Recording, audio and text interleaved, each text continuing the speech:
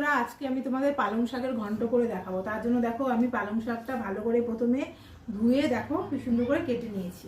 তারপরে আমার যেসব সবজি লাগবে এই দেখো মিষ্টি কুমড়ো, বেগুন, সিম আর মূলো আর এই দেখো আলু আমি সব সুন্দর করে কেটে নিয়েছি।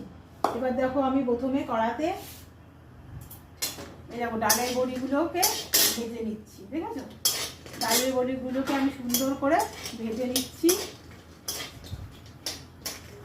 ডালের বড়িগুলো আমার ভাজা হচ্ছে, আমি সুন্দর করে প্রথমে ভেজে তুলে নেব। আর এখানে আমি সব রেডি করে নিয়েছি। এই দেখো সব পালং শাক আর সব সবজিগুলো আমি রেডি করে নিয়েছি।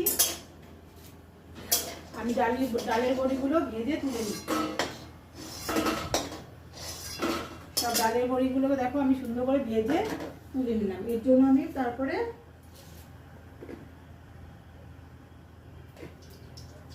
কড়াইয়ে একটু তেল দিয়ে নিলাম।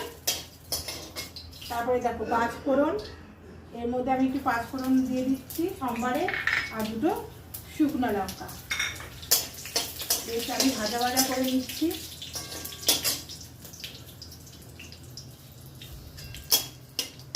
হ্যাঁ, এর আমি শুকনো লঙ্কা পাঁচফোড়নটাকে দেখো ভাজা ভাজা করে নিচ্ছি।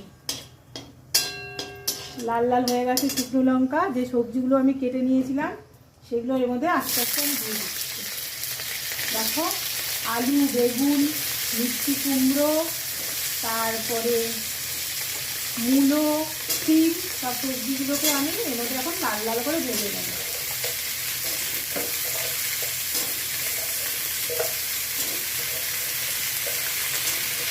সব সবজিগুলো দিয়ে দিলাম। সবজিগুলো দিয়ে তারপরে দেখো আমি এই দেখো হলুদ দিয়ে দিলাম, পরিমাণ মতো হলুদ, আর নুন দিলাম সামান্য পরিমাণ হলুদ, নুন দিয়ে আমি এটাকে ভেজে নিচ্ছি। ঠিক আছে, এটাকে এখন ভাজা ভাজা হোক। এটাকে লাল লাল করে ভাজতে হবে, পুরো লাল লাল করে আমি এটাকে ভেজে